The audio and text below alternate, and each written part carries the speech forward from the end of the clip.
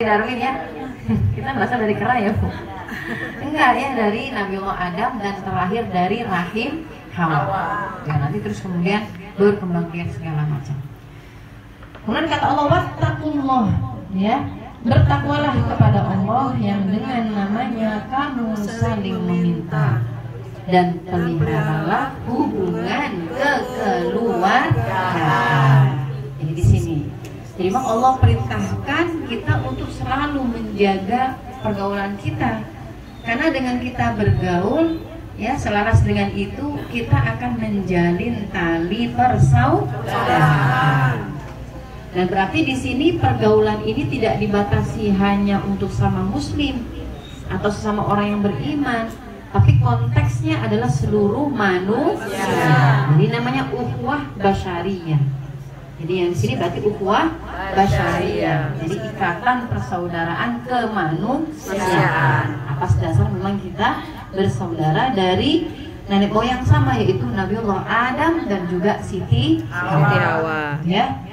Kemudian di Al-Hujurat ayat 13. Nah, ini juga sama ya. Nanti bisa dibuka Al-Hujuratnya 13. Ini juga sama. Di situ yang Allah menceritakan bahwa Allah adalah yang menciptakan kalian dari jiwa yang satu. Kemudian Allah jadikan kalian berbangsa-bangsa, bersuku-suku, lita'arofu, itu bunyinya kan? Untuk saling mengenal satu dengan yang lain. Mau nggak mau biar kenal, berarti harus gaul, ya kan gitu. Nggak mungkin kalau kita di rumah aja nggak pernah gaul bisa kenal. Nggak kenal, kita pun nggak bisa kenal tetangga pun nggak kenal kita. Tapi dengan bergaul nih macam kayak gini kan jadi kenal nih. Ini dari daerah mana aja? Ada yang Ciganjur, ada yang BBD, ada yang Jakarta, ada yang Depok. Oh, betul kan?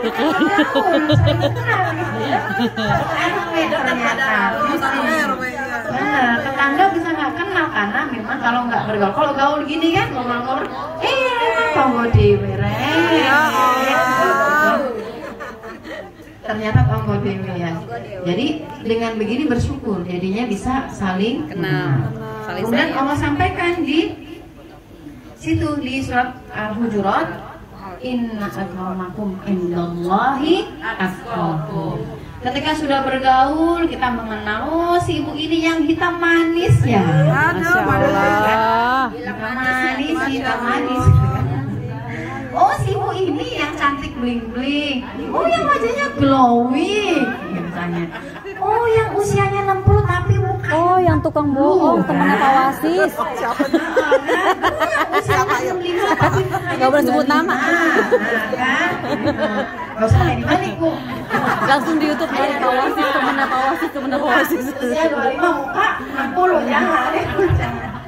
Oh yang itu, oh yang tingginya segini, oh yang matanya belok, oh yang matanya ini sipit gitu, oh yang hidungnya mancung gitu, yang oh hidungnya yang nggak malu-malu misalnya, kan kata Allah gitu ya, berbeda-beda warna, kulit, ya kan, rambut dan segala macam. Tapi Allah kunci karena memang kita hidup berbeda-beda kayak gini, inna akramakum indallahi atqakum. Allah kunci di situ. Di sini simbol batasan kita bergaul harus dengan takwa.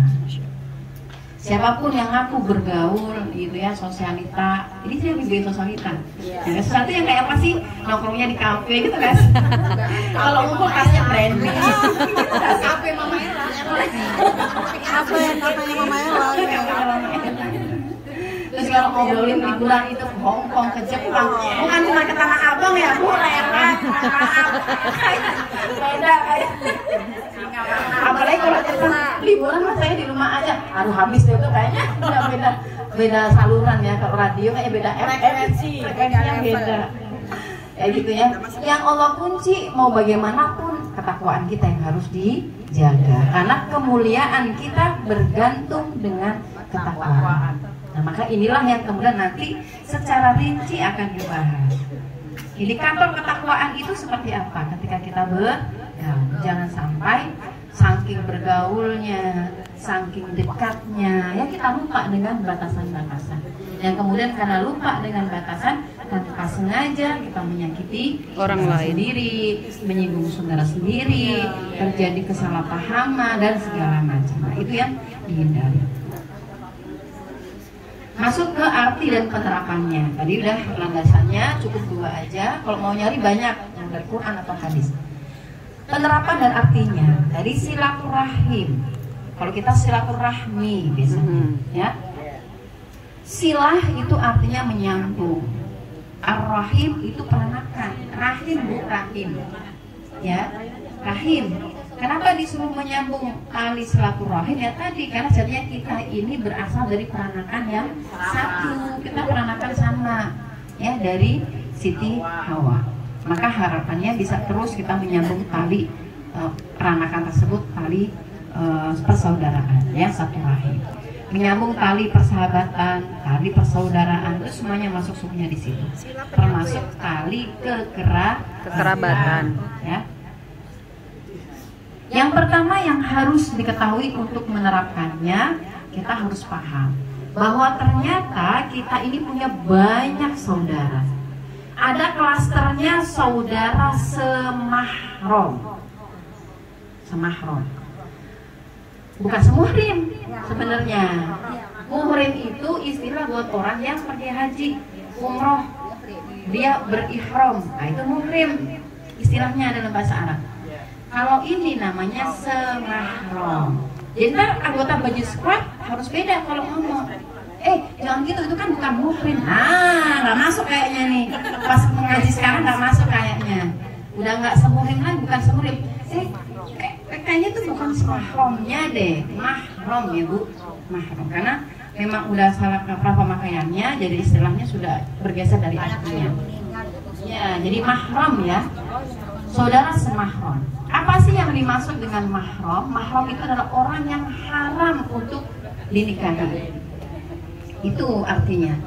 Jadi saudara semahram berarti dia saudara yang laki-laki tersebut tidak boleh menikahinya, gitu ya. Atau perempuan itu tidak boleh dinikahi oleh saudara laki-lakinya.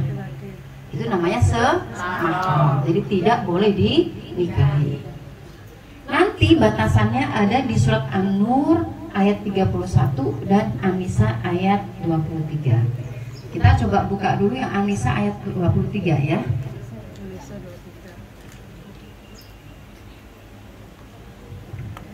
Di An-Nisa 23, ini nggak apa-apa pelan-pelan ya, detail ya, nanti kalau nggak habis bisa bersambung. Di An-Nisa ayat 23 Allah sampaikan di situ yang artinya diharamkan atas kamu menikahi ibumu. Nah, ini berarti yang mahram nih. Karena dia hitopnya laki-laki, maka di sini yang disebutin perempuan. Pemahamannya kalau kita perempuan berarti nanti laki-lakinya, paham ya? Berarti kalau kita berarti ayahmu, gitu maksudnya. Ngerti ya? Anak-anakmu yang perempuan. Anak-anakmu yang perempuan, saudara-saudaramu yang perempuan, saudara-saudara ayahmu yang perempuan, saudara-saudara ibumu yang perempuan. Itu berarti om tante, ya, om tante, bukan ipar tapi ya. Ya, anak-anak perempuan dari saudara-saudaramu yang laki-laki, anak-anak perempuan dari saudara-saudaramu yang perempuan. Berarti ini keponakan. Itu mahram. Ibumu yang menyusui kamu, ibu susuan. Saya sekarang lahiran, saya kondisi menyusui. Misal ada anak tetangga butuh ASI, saya susuin sekalian tuh. Nah, nanti ada fikihnya. Seperti apanya, maka saya menjadi ibu susuannya. Dia menjadi anak susuan saya, dan dia menjadi mahram, ya, menjadi mahram saya. Kemudian mana tadi? Saudara-saudara perempuanmu sesusuan, termasuk saudara-saudaranya. Mbak saya nih Fatihah punya saudara, maka saudara itu otomatis juga menjadi saudaranya dia, ya, karena satu susuan. Kemudian ibu-ibu istrimu, berarti mertua. Mertua itu juga mahram. ya. Anak-anak perempuan dari istrimu, berarti anak tiri, ya, yang dalam pemeliharaanmu. Jadi memang dia, ya kita merawat, jadi kayak anak kita. Nah, iya, itu berarti mahram, ya. Ini saya udah mulai nggak bisa ini nih. Karena kalau di kantor tuh saya udah diteriakin kacamata ustazah.